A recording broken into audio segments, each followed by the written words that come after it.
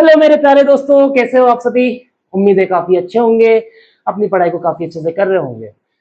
हमने जो है लेक्चर थर्ड कंप्लीट कर लिया था। और पिछली वीडियो में जो है मैंने आपको ग्राफ बनाना सिखाया था। ग्राफ पर हमने 3.1 एक्सरसाइज की, उसके एग्जांपल्स किए थे और बहुत सारी चीजें की थी। अगर आपने नहीं देखा होगा तो उस वीडियो को जाके देखिए, और कुछ भी डाउट होता है तो कमेंट सेक्शन में जरूर बताइएगा, ठीक है। तो अब यहाँ पर क्या है कि एक बहुत अलग चीज की नीड पड़ गई है। नीड क्या है वो मैं बताता हूँ आपको कैसी नीड है।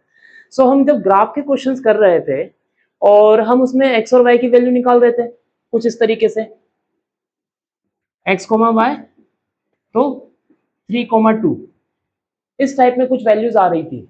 बट क्या हुआ कि मान लीजिए कभी वैल्यूज जो है ऐसी आएगी, या फिर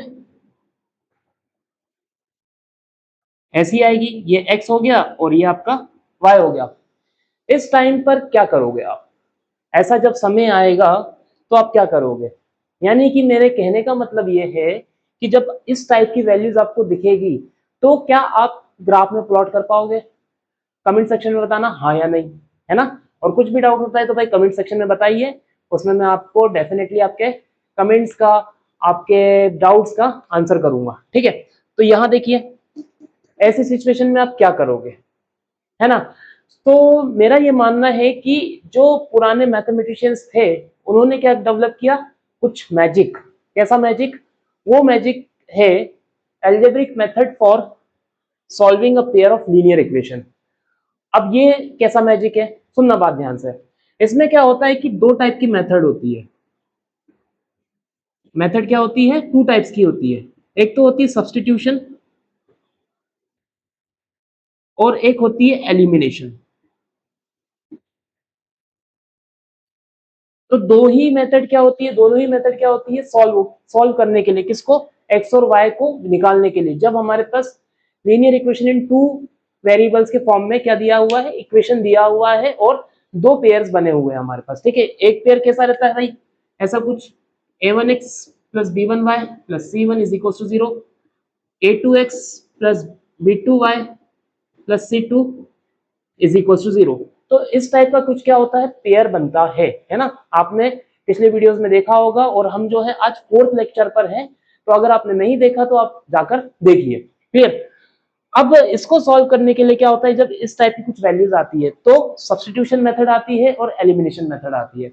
अब ये होता क्या है सब्स्टिट्यूशन और एलिमिनेशन मेथड, वो मैं आपको बताता हूँ। उससे पहले क्या है कि मैं एक और चीज आपको बता देता हूँ कि ये जो वैल्यूज है ग्राफ पे प्लॉट करना बहुत ही ज्यादा टफ होता है भाई, काफी ज्यादा टफ होता है। यानी कि हम अभी तक कैसे खेल रहे थे, हम खेल रहे थे किस पर, इंटीजर्स पर। इंटीजर्स क्या होते हैं, अपने ही आप में परिपूर्ण नंबर होते हैं, है ना। यानी कि 3 है तो 3, ऐसा नहीं होगा कि ग्रे की बात चलेगी। मतलब ये होता है कि काला या सफेद, या तो काला होगा या सफेद होगा, ठीक है। मेरे एग्जाम्पल्स को ध्यान से समझना, मैं कुछ अजीब अजीब सी बातें करता हूँ लेकिन काम की बात है, ठीक है। तो यस और नो में बात चलती है, उसी को मैं क्या बोल देता हूँ, काला और सफेद, क्लियर। इंटीजर्स के फॉर्म में था, लेकिन अब हमारे पास कैसा आ गया है, डेसिमल्स के फॉर्म में, और कुछ इस तरीके से। कभी कभी क्या होगा कि फ्रैक्शंस के फॉर्म में भी आएगा भाई। ऐसे मान लो कि 11/29 आ गया और 29/11, इस टाइप से भी नंबर बन सकता है, डेफिनेटली बन सकता है। इस कंडीशन में क्या करना पड़ता है, हमें हमें सब्स्टिट्यूशन मेथड और एलिमिनेशन मेथड का साथ लेना पड़ता है। और इस चैप्टर में बहुत सारा खजाना छुपा हुआ है, तो चलिए एक एक करके उस खजाने को हम खोजते हैं। देखना दादा, मैंने बोर्ड पे क्वेश्चन लिखा। क्वेश्चन क्या है उसको ध्यान से पढ़ो। ऐसा लिखा है कि solve for the following pair of equations bye substitution method. इस एक्सरसाइज में हम क्या करेंगे, सब्स्टिट्यूशन मेथड की बात करेंगे। और मैंने आपसे एक वादा किया था कि मैं आपको एनसीईआरटी का हर एक क्वेश्चन जो है करके दिखाऊंगा, ठीक है। तो उसी वादे के साथ मैं अपने आप को आगे बढ़ा रहा हूं और आपको साथ में लेते हुए, क्लियर। तो देखिए यहाँ पर लिखा है 7x minus 15y is equal to 2 और x plus 2y is equal to 3। तो ऐसा कुछ आपके पास दिया है, अब आपको करना क्या है, तो मेरे साथ नोटबुक लेकर बैठिए और मैं आपको टाइम दूंगा लिखने का, और स्क्रीनशॉट ले लेना, ठीक है। और चीजों को बहुत ही अच्छे तरीके से समझते हुए चलना, अदरवाइज अगर नहीं समझोगे तो बहुत बड़ी प्रॉब्लम हो जाएगी, ठीक है। और अभी क्या है कि क्वेश्चन सिंपल है, लेकिन आगे जाके क्या होगा कि क्वेश्चंस काफी ज्यादा टफ हो जाएंगे। इसलिए मेरा मानना है कि इन क्वेश्चंस पर आप काफी अच्छे से ध्यान दीजिए, जो भी मैं कॉन्सेप्ट पढ़ा रहा हूं उसको ध्यान से सुनिए। कुछ भी डाउट होता है तो भाई कमेंट सेक्शन में आओ, वहां पर अपन बातचीत करते हैं। क्लियर? देखो अब करना क्या है इसमें,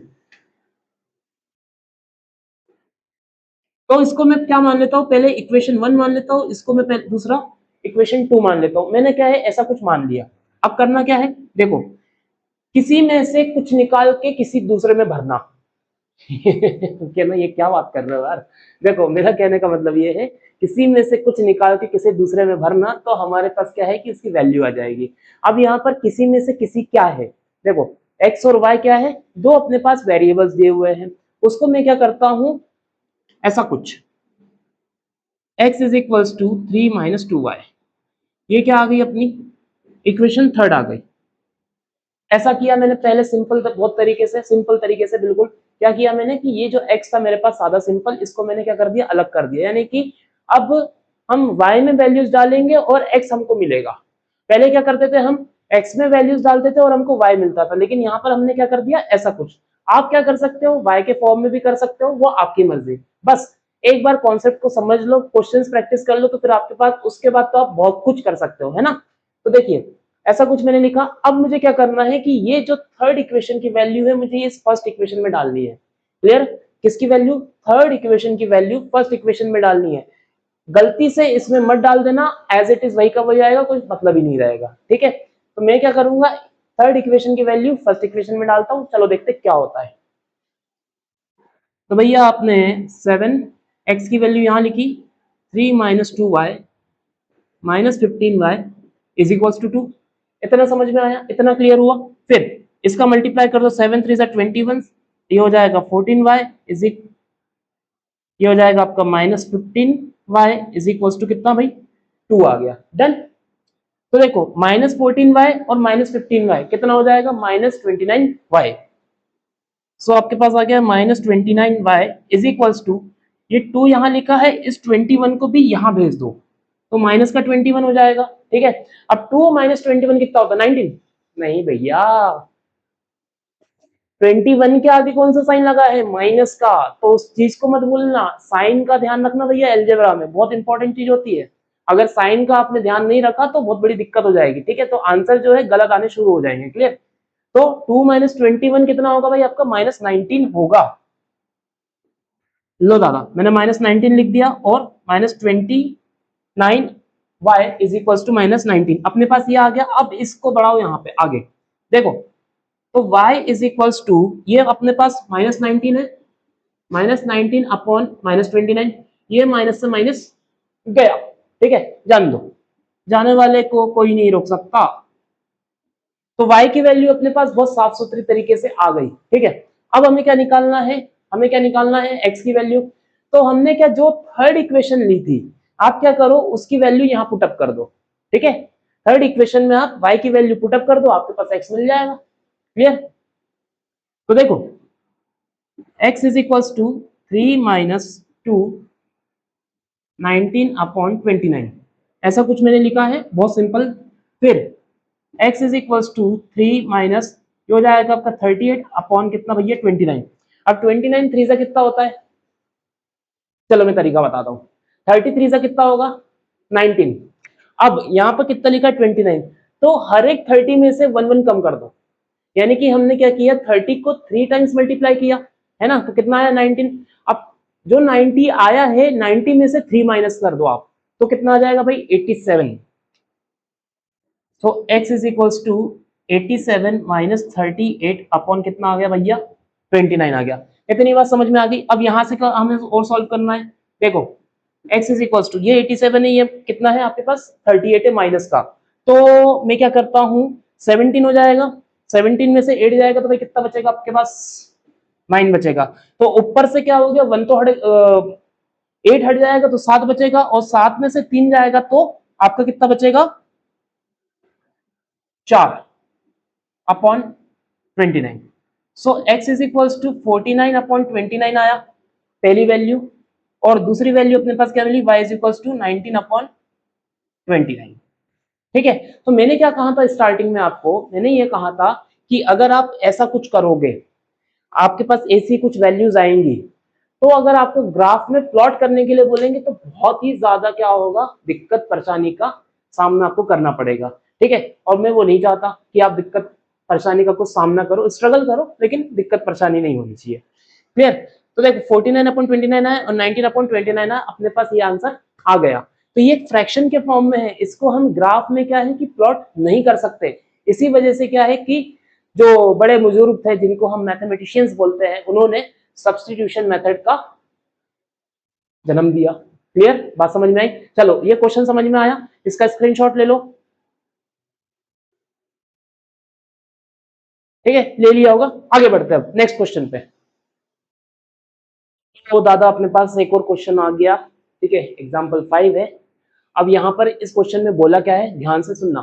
क्या है, कहा है कि आफ्ताब टेल्स हिज डॉटर, क्या आफ्ताब अंकल ने उनकी बेटी से कहा, क्या कहा, 7 years ago, 7 साल पहले, I was 7 times as old as you were then, 7 साल पहले जो थी तुम, मैं तुम्हारा 7 टाइम्स था।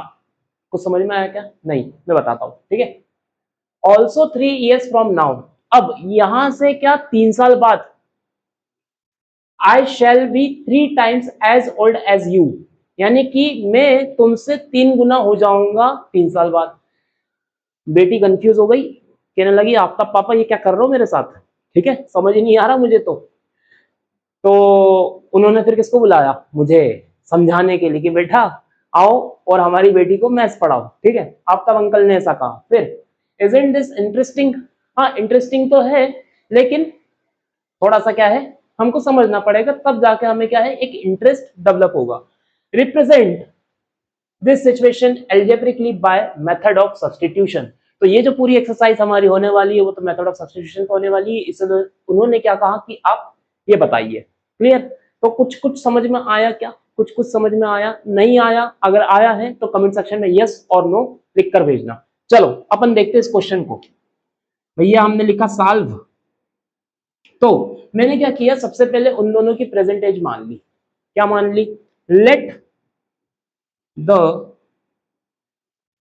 प्रेजेंट एज ऑफ आफ्ताब कितना, x years, और उनकी बेटी की कितनी होगी, the present age of his daughter कितना भैया, y years। तो इतनी बात समझ में आई, इतनी बात समझ में आई। अब क्वेश्चन में यहां से शुरू होता है। मैंने लिखा क्या, according to question, according to question. Question कहना क्या चाह रहा है, सुनो, कह रहे हैं कि 7 years ago, यानी कि हम क्या करेंगे, दोनों में से 7 माइनस कर देंगे। कर दिया, ये आपको दिख रहा होगा। ठीक है, फिर बोला है I was 7 times as old as you were then, यानी कि तुम में अगर 7 टाइम्स करेंगे तो मेरी एज निकलेगी 7 साल पहले की। ठीक है, बात समझ में आई, 7 साल पहले की। अब दूसरी कंडीशन क्या कहा उन्होंने, ऑल्सो 3 years फ्रॉम नाउ, यानी कि आज से 3 साल बाद। इसका मतलब क्या कि x+3 और y+3। इतनी बात समझ में आई। I shall be 3 times as old as you will be, यानी कि मैं जो हूं तुमसे 3 गुना हो जाऊंगा, किसमें, एज के मामले में। तो क्या होगा, इसमें 3 टाइम्स हो जाएगा। तो ये सुंदर सी कुछ इक्वेशन दिख रही है आपको, दो, है ना। अब इसी को क्या करना है, हमें सॉल्व करना है और यहां से हमें आंसर निकालना है। बहुत ही सिंपल है। तो मुझे ये लगता है कि आपको ये जो क्वेश्चन है मैंने काफी अच्छे से बताया है और आपको समझ में भी आया होगा। इनकेस अगर नहीं आया है तो कमेंट सेक्शन आपके लिए खुला हुआ है, आप जो चाहे वो पूछ सकते हैं मैथ्स से रिलेटेड। ठीक है, हर कुछ मत पूछना। देखो इतनी बात समझ में आई, इतनी बात क्लियर हुई। अब यहां से अपन क्या करते हैं, क्वेश्चन को सॉल्व बनाते हैं, देखना। सो x-7 इज इक्वल टू, इसका मल्टीप्लाई इसके साथ, तो 7y-49। यहां तक समझ में आया। फिर x-7y, इस 7y को यहां पहुंचा दिया और इस 7 को इधर पहुंचा दिया, तो -49 प्लस का कितना, 7 हो जाएगा। अब इसको यहां ले आओ आगे। सो x-7y इज इक्वल टू -49 + 7 कितना हो जाता है ज्यादा, -42, -42 हो गया। तो हमारी ये क्या एक पहली इक्वेशन बन गई। अब दूसरी इक्वेशन अपन को इसी तरीके से बनाना है इससे। तो देखो आपके पास क्या लिखा है, x + 3 = y + 3 से और 3 का मल्टीप्लाई। तो मैं क्या करूंगा, x + 3 = 3y + 9 हो गया। अब इस 3y को क्या करो, आप इधर लेकर आ जाओ। तो x - 3y = 9 - 3, x - 3y = 6। तो ये हमारे पास क्या आ गई, दूसरी इक्वेशन आ गई भैया। दूसरी इक्वेशन समझ में आई, पहली इक्वेशन कैसे आई वो समझ में आया, दूसरी इक्वेशन भी समझ में आई। चलो अब इसमें अपन लगाते हैं क्या, सब्सटीट्यूशन। तो मैंने क्या बोला था, किसी में से निकाल के किसी में भरना है और हमें x और y की वैल्यू को निकालना है। तो यहाँ पे सबसे सुंदर सा क्या दिख रहा है आपको, मेरे को तो ये दिख रहा है, ठीक है, सेकंड वाला। यानी कि मैं अगर 3y को उधर पहुंचाऊंगा तो x = 3y + 6 हो जाएगा, जो कि बहुत ही सिंपल चीज है ना। तो कल करते हैं। तो x = 3y + 6, ये हो गई अपनी कौन सी इक्वेशन दादा, ये अपनी हो गई third equation.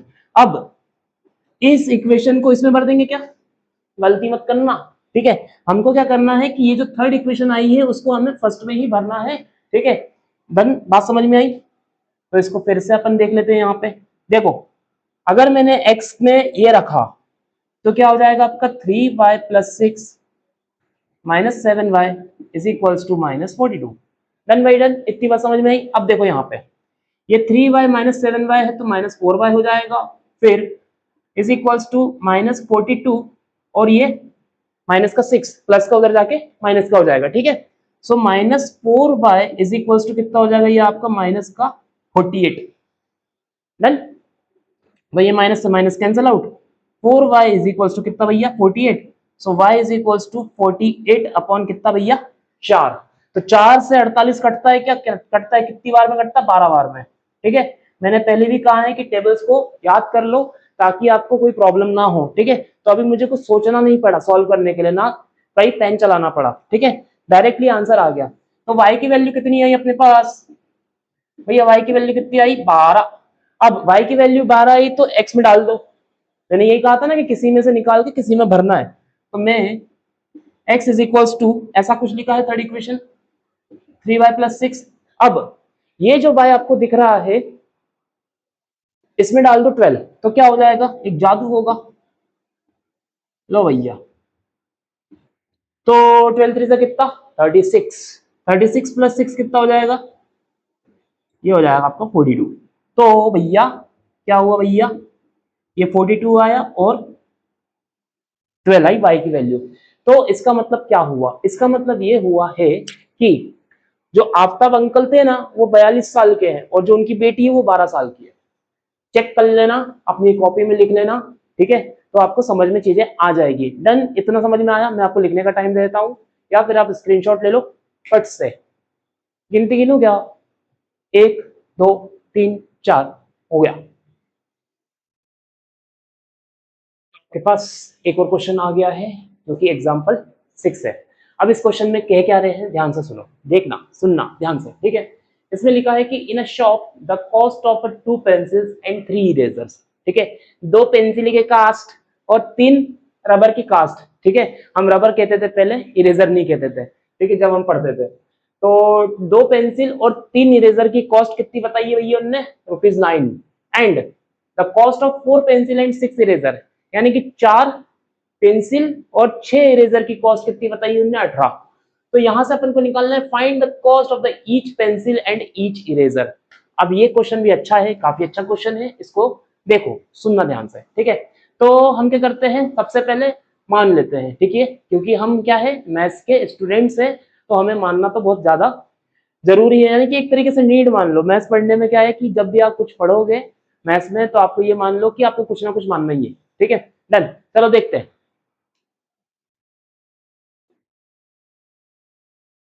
Late the cost of pen, क्या पेंसिल, बी ₹x, ठीक है, x रुपये हो गया, और the cost of pen be ₹y। तो क्या हो रहा है कि 2 पेंसिलें और 3 इरेजर कितने रुपए में मिल रही है अपन को, ₹9 में। तो मैंने क्या किया, 2 पेंसिल है, 3 इरेजर हमको 9 रुपए में मिल गई। ठीक है, अब दूसरी कंडीशन की बारी।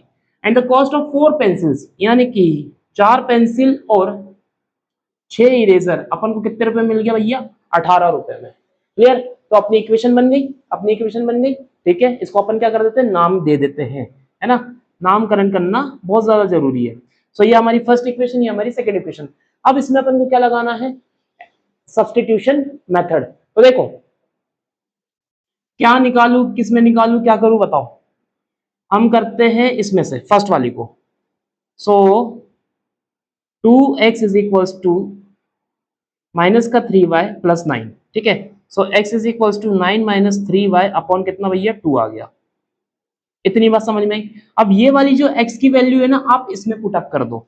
तो ये हमारी क्या बनी है, इक्वेशन थर्ड। यहाँ पर आपको दिख रही होगी काफी अच्छे से क्लियरली। ठीक है, मेरी थोड़ी शैडो आ रही होगी लेकिन आपको विजिबल होगा। क्लियर? अब इसमें हमको क्या करना है, पुटअप करना है, कर दो। सो भैया 4 9 माइनस 3y अपॉन कितना 2 plus 6y is equal to कितना 18। Done by done. अब इसको आगे बढ़ा लो कि ना तुम आ गया हो, समझते हैं। तो 4 का मल्टीप्लाई 9 से होगा तो कितना आ जाएगा आपका, 36 आ जाएगा। ठीक है, फिर माइनस 4 का मल्टीप्लाई 3y से होगा तो कितना आएगा भाई, माइनस का 12y। समझ में आ रही है बात? और अपॉन क्या चल रहा है, 2 चलने दो, जैसा चल रहा है वैसे चलने दो। ठीक है, प्लस का क्या भैया 6y इज इक्वल्स टू कितना आपका 18। इतनी बात समझ में आई, इतनी बात क्लियर हुई।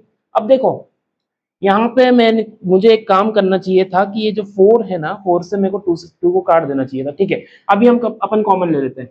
तो देखो यहाँ से बताओ क्या कॉमन निकल सकता है। यहाँ से अगर मेरी नजरों से देखोगे तो मैं 2 निकाल देता हूँ सीधा, 2 निकालूंगा ऐसे। तो यहाँ पर कितना बचेगा 18, है ना। और यहाँ पे कितना बचेगा 6y, यहाँ पर कितना बचेगा 2, ये हो जाएगा प्लस का 6y, ये हो जाएगा इज इक्वल टू कितना आपका 18। सो भाई 2 से 2 कैंसिल गया, बचा बचा क्या क्या बताओ, 18 minus 6 y is equal to 18,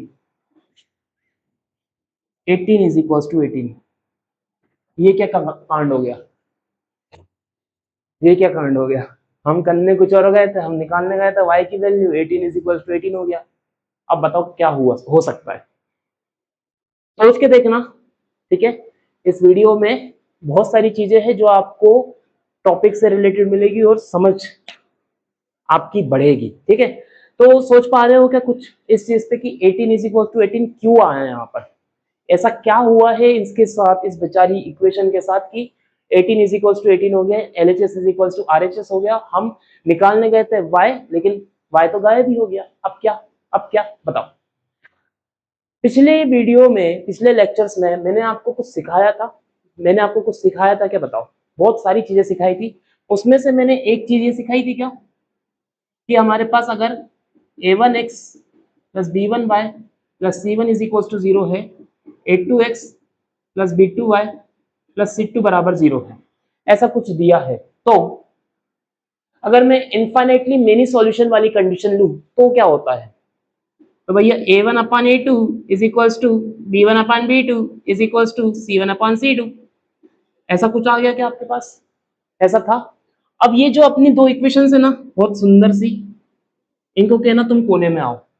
ठीक है, तो 2x plus 3y is equals to कितना दादा 9, फिर 4x plus 6y is equals to कितना भाई आपका 18।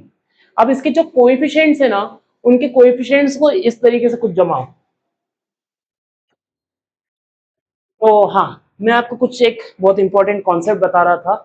इसमें मैंने क्या बताया था कि 18 इज इक्वल्स टू 18, ये ऐसा कुछ आ गया था। तो ये ऐसा हुआ क्यों, आपने कभी सोचा इसके बारे में, कभी आपने इसके बारे में विचार किया कि ऐसा क्यों हुआ है, 18 इज इक्वल्स टू 18 आया। हम तो क्या है कि सीधे रास्ते चले थे भाई, कहाँ गए अपना रास्ता, हाँ ये हमने x की वैल्यू निकाली थी और इसमें डाल दी थी।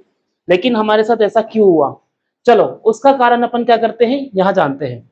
तो मैंने आपको क्या बताया था कि इनफाइनाइटली मेनी सॉल्यूशन वाली कंडीशन मैंने आपको बता दिया था। ठीक है, पिछले लेक्चर्स में, तो आप देख लेना अगर नहीं देखा होगा तो। देखिए ऐसा कुछ था a1x plus b1y plus c1 is equal to 0, a2x plus b2y plus c2 is equal to 0। और इनफाइनाइटली मेनी कंडीशन क्या होती है, 1 upon a2 a1 upon a2 is equal to b1 upon b2 is equal to c1 upon c2। इसमें भी क्या करो, ऐसे ही कुछ करो। तो देखो 2 upon 4 is equal to 3 upon 6 is equal to 9 upon 18, ऐसा कुछ हो गया। तो ये 1 2 1 2 1 2 यानी कि 1 upon 2 is equal to 1 upon 2 is equal to 1 upon 2। तो ये कैसा आया है, इनफाइनाइटली मेनी सॉल्यूशन वाली कंडीशन बनी है यहाँ पर। तो यहाँ क्या होगा, यहाँ एक्चुअली में क्या होगा कि जो एक्स एक्सिस है उसका कोई एक पर्टिकुलर यूनिक सॉल्यूशन नहीं आएगा। जैसे हम यहाँ करते थे, इसको इंटरसेक्ट किया तो हमारे पास क्या मिला, एक यूनिक सॉल्यूशन मिलेगा। लेकिन इस कंडीशन में क्या होता था, इस कंडीशन में जो है एक लाइन दूसरी लाइन पर चढ़ चढ़ के जाती थी, यानी कि जहां पर x होगा वहीं पर y होगा। तो इसकी जो वैल्यूज निकाल पाना क्या है, x की और y की, बहुत ज्यादा अभी मुश्किल हो पाएगा। सो इस वजह से क्या है कि इनके सॉल्यूशंस नहीं आ सकते। तो आपको ये चीज समझ में आ गई, आपको ये चीज क्लियर हो गई। हाँ भाई, एक चीज और मैं बता दूं, अगर कुछ भी डाउट हो तो कमेंट सेक्शन में आप कमेंट कर सकते हैं, मुझसे पूछ सकते हैं। मैंने आपका अपना जो कॉन्टेक्ट नंबर है वो भी डिस्क्रिप्शन बॉक्स में दे दिया है, तो वहां पर आप जाकर कुछ भी मुझसे पूछ सकते हैं, जो भी मैथ्स से रिलेटेड डाउट है या फिर गाइडेंस की आपको जरूरत है तो वो भी मैं आपको दे दूंगा। तो इसका स्क्रीनशॉट ले लो फटाफट, 1 2 3, चलो ले लिया होगा, आगे बढ़ते हैं। देखिए मेरे प्यारे बच्चों, आपके सामने एक और क्वेश्चन है, एग्जाम्पल नंबर 7। इसमें क्या कहा है कि two rails are represented by the equation. ऐसी कुछ अपने पास क्या है, एक इक्वेशन दी है। फिर उसमें बोला है कि will the rail cross each other, क्या वो कभी एक दूसरे को क्रॉस करेंगे। तो इसका मतलब क्या है, आप सोच के देख सकते हैं। सोचिए वीडियो को पॉज करके, और तब तक मैं क्या करता हूं, आपको सॉल्यूशन बताता हूं, ठीक है। अगर ना आए दिमाग में तो रिज्यूम करना एंड देन फिर देखना, ठीक है। लेकिन मेरी ये सलाह है कि आप कम से कम एटलीस्ट 5 से 7 मिनट इस क्वेश्चन को सोचिए, तो आपको समझ में आएगी कुछ चीजें। जब तक आप खुद जो है अपने थॉट प्रोसेस को डेवलप नहीं करोगे तब तक थॉट्स नहीं आएंगे, ठीक है। क्लियर, देखते हैं। सो हमारे पास ऐसा कुछ दिया है, अब इसमें हमें क्या लगाना है, सब्स्टिट्यूशन मेथड लगाना है। तो x plus 2y minus 4 is equal to 0, ये पहली इक्वेशन हो गई अपने पास, इक्वेशन नंबर 1। फिर 2x plus 4y minus 12 is equal to 0, equation number 2। तो यहां से अपन क्या करते हैं सॉरी, तो यहां से अपन क्या करते हैं कि इक्वेशन 3 को बनाने की कोशिश करते हैं। तो भैया सिंपल कौन सा लग रहा है आपको, ये बताइए। तो मैं क्या करता हूं, इसको कर लेता हूं, x is equals to 4 minus 2y, ये क्या आ गई आपकी इक्वेशन 3 आ गई। तो ये आप पे आपको क्लियरली चीजें क्या है, विजिबल हो रही होगी, है ना। अब इसमें अपन इसको रख देते हैं। सो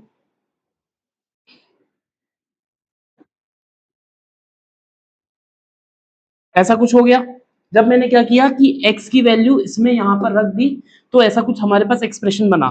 फिर ये हो जाएगा 8, ये हो जाएगा माइनस का 4y, ये प्लस का 4y, ये माइनस 12 इज इक्वल टू 0। तो माइनस का 4y और प्लस का 4y कट गया। यहाँ पर अगेन एक और कांड हो गया। कांड क्या हुआ कि हमें तो y निकालना था, लेकिन y क्या हो गया, y खुद गायब हो गया। अब क्या करेंगे, अब इस सिचुएशन में क्या करेंगे, तो देखो अगर मैं 8 माइनस 12 करता हूं, 8 माइनस 12 इज इक्वल टू 0 हो जाएगा, ऐसा कुछ लिख सकते हैं। तो भैया ये कितना हो जाएगा, -4। क्या -4 0 के इक्वल होता है क्या, बताओ। -4 कभी 0 के इक्वल हो सकता है क्या, नहीं हो सकता। तो अब यहां पर क्या कंडीशन लगी है, बताओ। यहां पर क्या कंडीशन लगी, अगेन जो पिछला क्वेश्चन था जिसमें कि इनफाइनाइटली मेनी सॉल्यूशन वाली कंडीशन लगी थी, यहां पर अगर इन दो इक्वेशंस को आप ध्यान से देखोगे तो यहां लगेगी नो सॉल्यूशन वाली। तो नो सॉल्यूशन की कंडीशन क्या थी, अगर हमारे पास a1x plus b1y plus c1 बराबर 0 है, a2x plus b2y plus c2 बराबर 0 है। नो सॉल्यूशन में क्या होता था कि a1 upon a2 is equals to b1 upon b2 is not equals to c1 upon c2, यानी कि a1 upon a2 b1 upon b2 के इक्वल है, लेकिन c1 अपॉन c2 के इक्वल नहीं है। अब हम क्या करते हैं, ये जो अपने पास इक्वेशन थी इसको लेकर आते हैं यहाँ पे। तो देखना ध्यान से, x plus 2y minus 4 is equal to 0, और 2x plus 4y minus 12 is equal to 0। ठीक है, इनके जो कोएफिशिएंट्स है x और y के, उनको इस तरीके से कुछ अरेंज करते हैं। तो देखो ये 1/2 हो गया इज इक्वल्स टू 2/4 हो गया इज नॉट इक्वल्स टू -4/-12। इसको इससे काटेंगे तो क्या आ जाएगा, 1/3 आ जाएगा, और इसको हम इससे काटेंगे तो 1/2। तो 1/2 इज इक्वल्स टू 1/2 ऐसा कुछ हो गया। नो सॉल्यूशन वाली कंडीशन आ गई। तो नो सॉल्यूशन वाली कंडीशन में होता क्या था, ग्राफ के अकॉर्डिंग समझते हैं। जैसे मैंने क्या किया कि यहाँ पर एक छोटा सा ग्राफ बनाया, और नो सॉल्यूशन में क्या होता था कि कभी भी लाइंस जो है एक दूसरे को इंटरसेक्ट नहीं करेगी। तो यहाँ पे लिखा था ना कि will the rails cross each other, तो इसका आंसर है नहीं। क्यों नहीं करेगी, क्योंकि नो सॉल्यूशन वाली कंडीशन बनी है, और ये जो दो लाइंस है वो कैसे निकल गई है, आपस में पैरेलल। ठीक है, बात समझ में आ गई, बात क्लियर हुई। तो आपको क्या है कि इस तरीके से सॉल्यूशंस देने पड़ेंगे एग्जाम में। अगर इस टाइप से क्वेश्चन आएगा, खासकर एमपी बोर्ड वाले सुन लो, सीबीएसई में इस टाइप के क्वेश्चन नहीं पूछता। सीबीएसई में थोड़ा लेवल जो होता है डिफरेंट होता है क्वेश्चन पूछने का। ठीक है, इतनी बात समझ में आ गई है, तो आप इसका फटाफट से स्क्रीनशॉट ले लीजिए, मैं साइड हो जाता हूँ।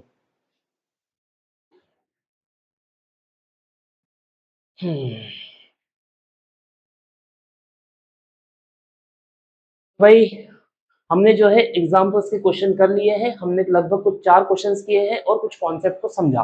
ठीक है, जो कि किस पर बेस्ड है, सब्स्टिट्यूशन मेथड पर बेस्ड है। अब नेक्स्ट वीडियो जो आएगी उसमें मैं आपको बताऊंगा किसके बारे में, एक्सरसाइज 3.2 के बारे में, जो कि इसी पर पूरी तरीके से बेस्ड है। तो आपको कुछ घबराने की जरूरत नहीं है। और बाकी चीजें जो है, आप अगर कुछ भी डाउट हो आपको, तो कमेंट सेक्शन में आप मुझे कमेंट कर सकते हैं, मैं वहां पर आपके कमेंट्स का आंसर दूंगा।